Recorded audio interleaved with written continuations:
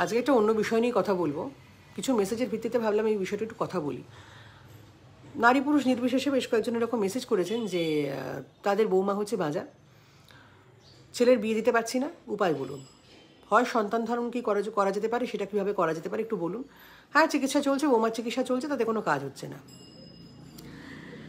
অবাক লাগলো যে যেখানে চন্দ্রযান চাঁদে গেছে, আদিত্য সূর্যে পাড়ি দিয়েছে, রিসার্চপত্র চলছে, সেখানে কিছু সংখ্যক মানুষ এত মূর্খ কী করে হয়। তো এই মেসেজগুলো এতটাই বিরক্তিকর এবং মূর্খের মতো মেসেজ যে জেনারেলি আমার টিম এগুলোতে রিপ্লাই করে না। কিন্তু ঘটনা হচ্ছে মোটিভটা জানার জন্য তারা দেখলো এবং সেখানে তারা রিপ্লাই করেছে যে আপনি কি আপনার ছেলে ট্রিটমেন্ট করিয়েছিলেন। তার উত্তর এসেছে না, কারণ এটা ছেলেদের কোনো সমস্যা হতেই পারে না, পুরো জিনিসটাই মহিলাদের সমস্যা, এবং তাই জন্যই ওটাকে তাড়িয়ে ছেলেরা এটা বিয়ে দেবো। বিষয়টা হচ্ছে অন্য জায়গায়, বিষয়টা হচ্ছে মূর্খামি। কারণ সন্তান ধারণ করার বিষয়টা তো শুধুমাত্র মহিলাদের উপর নির্ভর করে না, সেই সঙ্গে পুরুষদেরও একটা বিশাল অবদান থাকে, হাত থাকে। কিছু করার নেই, এটা নিয়ম, এটা সিস্টেমটাই তাই, সেটা সবাই জানেন। যারা মোটামুটি পড়াশোনা জানেন তারা সবাই জানেন, যারা জানেন না তারাও বিষয়টা বোঝেন। এবার খুব সহজ একটা মহিলাকে ডিমিন করা যায়, অপমান করা যায়, চরিত্র নিয়ে কথা বলা যায়। মহিলাদের প্রচুর দোষ, সাংঘাতিক রকম দোষ। এবং তার যদি সন্তান না হয় তাহলে তাকে মাজা বলা যেতে পারে, পাড়ায় কোনো গেট টুগেদারে তাকে নিয়ে খিল্লি করা যেতে পারে, নানা ধরনের খারাপ কথা বলা যেতে পারে। শুভ অনুষ্ঠানে অনেক রকম কাজে তাকে সবার আগে বাধা প্রদান করা হবে। সেই মানুষটি যখন হেসে খেলে কোথাও যাবে তাকে সমস্যা দেওয়া হবে।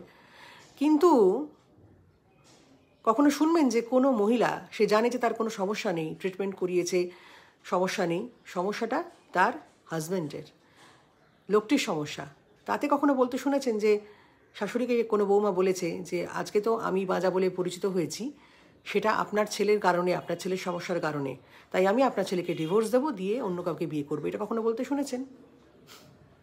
আমি কিন্তু শুনিনি। হ্যাঁ, এক্সেপশনাল হতেই পারে, সেটা আমার জানা নেই। কিন্তু খুব সহজে একটা মহিলাকে বলা যেতে পারে, ভাই তুমি বাঁজা, তুমি যাও, আমার ছেলের অন্য বিয়ে দেবো। সবার আগে ছেলে ট্রিটমেন্ট করান, সবার আগে ছেলে ট্রিটমেন্ট করান, কারণ পুরুষদেরও প্রচুর সমস্যা থাকে। আপনি বৌমার ট্রিটমেন্ট করাচ্ছেন, কোনো লাভ তো হবেই না। যে সুস্থ তার ট্রিটমেন্ট করি আর কী হবে, বরঞ্চ যে অসুস্থ তার ট্রিটমেন্ট করান, তাতে যদি কিছু হয়।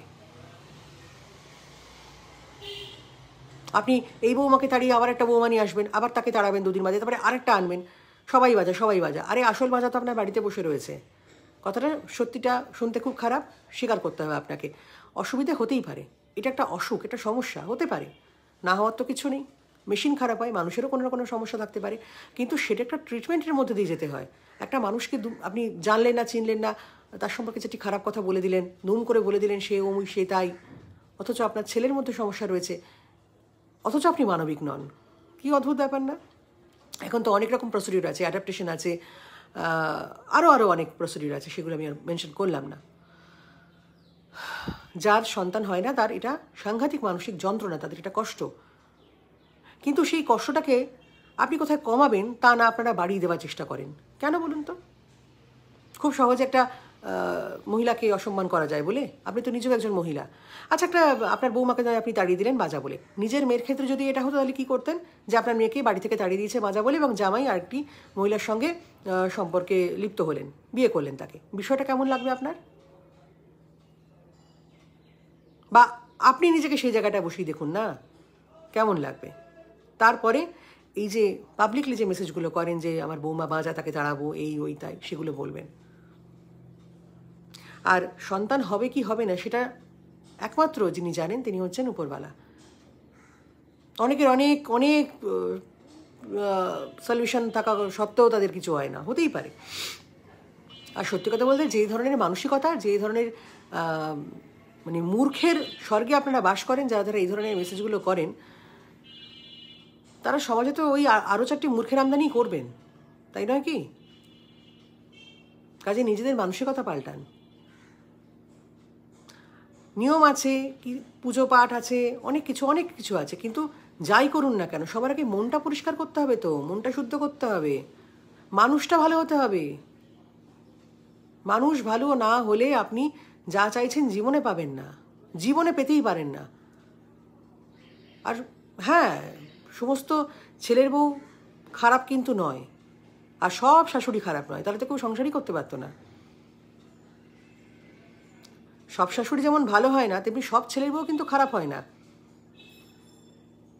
ঠিক না? তো আপনি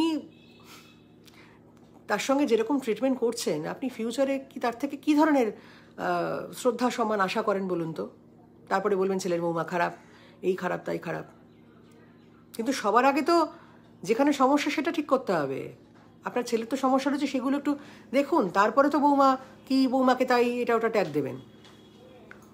মানসিকতা পাল্টান। ভালো থাকুন।